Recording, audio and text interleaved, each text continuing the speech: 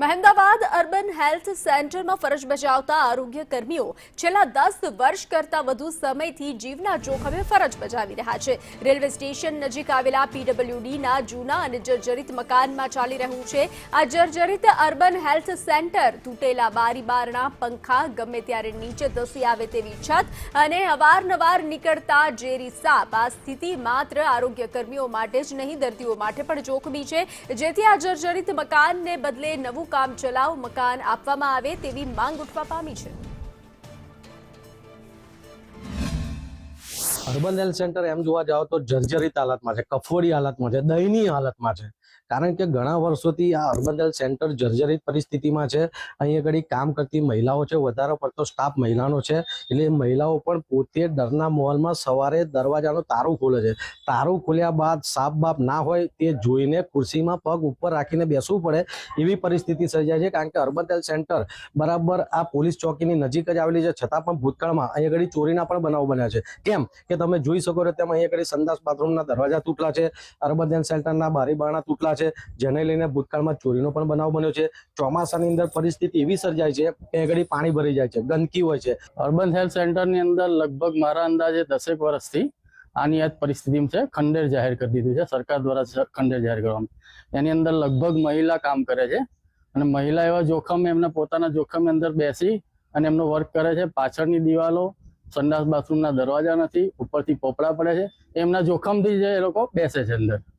અને આજુબાજુની અંદર રેલવે સ્ટેશન ને બસ સ્ટેશન જેવો વિસ્તાર છે. દર્દીઓ કદાચ આવે તો બી એમના જોખમથી આવે છે. અને એમને ખરેખર આ તમે ધ્યાનમાં દોર્યું, મને ખુશી થઈ કે એમને ખરેખર અમદાવાદની બીજી કોઈ બી જગ્યાની અંદર એમને સારી જગ્યા પસંદ કરીને એમને ત્યાં સ્થાનિક કરવામાં આવે. બહુ ખરાબ કન્ડિશનમાં છે. બહુ વર્ષોથી આવું ને આવું છે. અહીંયા આગળ વાંદરા આવે છે, સાપ આવે છે, જીવજંતુ લોકો આવે છે, બધા અલગ અલગ પ્રકારોના પ્રાણીઓ આવે છે. કોઈ સાફ સફાઈ નથી, ખંડેર જેવું છે. અહીં લોકો આવતા બીવે છે. આ બધું છે. આગળ સમસ્યા બહુ છે. બહેનો બચારી કામ કરે છે, હવે એમને સંડાસ બાથરૂમ જોવે શું કરે? તો એ બીવે જ ને. સંડાસ બાથરૂમ ટોયલેટમાં જવું હોય લોકોને તો બીવે, કેમ કે પાછળ બધું બખરદંતર જ છે બધું. અર્બન હેલ્થ મિશન અંતર્ગત ચલાવવા માટે આપણે પ્રપોઝલ મૂકેલી છે. મંજૂરી મળેથી પછી એને આપણે NUHM હેઠળ ચલાવવાનું કરીશું.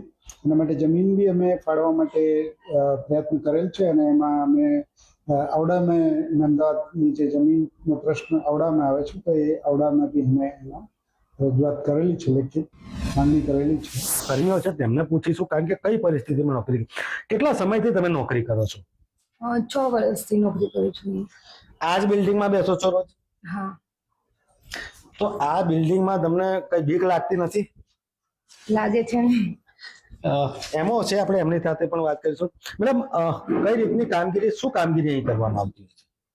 હું 1 મહિનાથી મારે અહીંયા મહેમદાવાદ ખાતે ચાર્જ છે. હું આયુષ મેડિકલ ઓફિસર છું અને આ સેન્ટરમાં દર મંગળવારે સગર્ભાની તપાસ કરવામાં આવે છે. એમાં સગર્ભાની લેબોરેટરી તપાસ પણ કરવામાં આવે છે અને આશા મીટિંગ દર શનિવારે ગોઠવવામાં આવે છે. પ્લસ NCD કેમ્પ કરવામાં આવે છે. PMJ કાર્ડ કાઢવાના હોય એના કેમ્પ કરવામાં આવે છે. વર્ષથી અહીંયા ફરજ બજાવું છું. FSW રશ્મિકાબેન મારું નામ છે.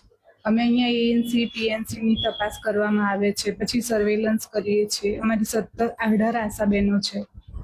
બધા અહીંયા બેસીને ફિલ્ડમાં સવારે જઈએ છીએ, પછી બપોર પછી અહીંયા આવી જઈએ છીએ અને અહીંયા કામગીરી જે પછી એન્ટ્રી બધું કરવાનું હોય છે અમે કરતા હોઈએ. સવારે કેટલા વાગ્યાથી સાંજે કેટલા વાગ્યા લગી કામ કરવું પડે? અમે સવારે 10 થી 5 વાગ્યા સુધી અહીંયા હોઈએ છીએ.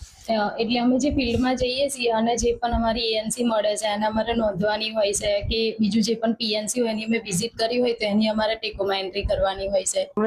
જે લાભાર્થીના ડોક્યુમેન્ટ લેવા કરતા ડેટા એન્ટ્રી કરવા માટે વધારે સમય આ જ મકાનમાં કાઢવો પડે, બરાબર? આ જ મકાનમાં કાઢવો. પોતાના જીવના જોખમે અત્યારે તો મહેમદાવાદ અર્બન હેલ્થ સેન્ટરની અંદર 5 થી વધુ મહિલા કર્મીઓ છે તે જીવના જોખમે ફરજ બજાવી લોકોના સ્વાસ્થ્યની ચિંતા સાથે તેમને સરકારી લાભ આપી રહ્યા છે. ત્યારે સંદેશ ન્યૂઝ દ્વારા આજે રિયાલિટી ચેક કરવામાં આવ્યું હતું. સંદીપ રાજપૂત સાથે